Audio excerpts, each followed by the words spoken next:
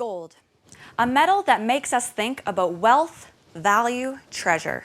Across countries and cultures, gold is revered, searched for with intensity, used for our most beautiful and important possessions. And in my province, Nova Scotia, we have a history rich with gold. We're no California, but we've been mining it for about a century and have produced over 1 million ounces. But today, those gold companies are almost all retired. And if you were to visit one of the 300 abandoned mines they left across the province, you would see something like this.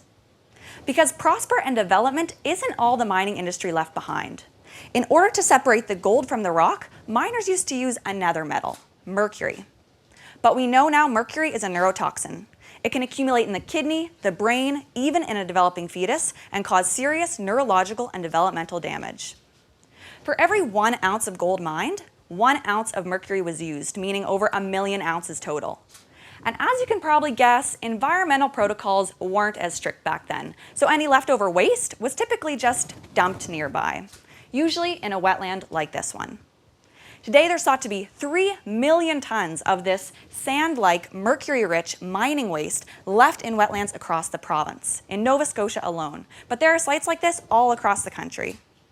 Despite that though, hardly anyone is researching the effect these sites have on the species living nearby.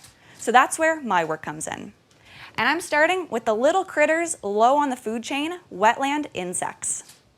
What I found is that insects from these gold mine sites have mercury levels 50 times higher than insects from clean, healthy wetlands. And in species like dragonflies and mayflies, which shed their skin, hatch from the water, and fly away, those adults are still keeping almost half of that mercury even after they hatch. So this means not only are these sites leading to mercury entering the food webs, it's also at risk of spreading, moving with these insects as they leave the wetlands and fly to neighboring habitats. Now, I can probably guess your answer if I were to offer you a choice between a handful of gold and a handful of bugs, but let me make my case for why these guys are just as valuable. These insects are the base of so many important food webs, some of them which lead to us. And the fishing industry is huge here. If our fish are feeding on insects that are high in mercury, there's a chance mercury could make its way to humans. And these sites are still open to the public. They're used for ATV rallies, for cottages, and this picture shows children playing in what looks like sand, but is actually tailings.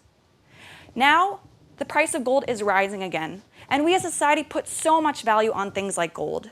But what deserves just as much of our attention and our passion is cleaning up these messes we make so we can protect the real treasure.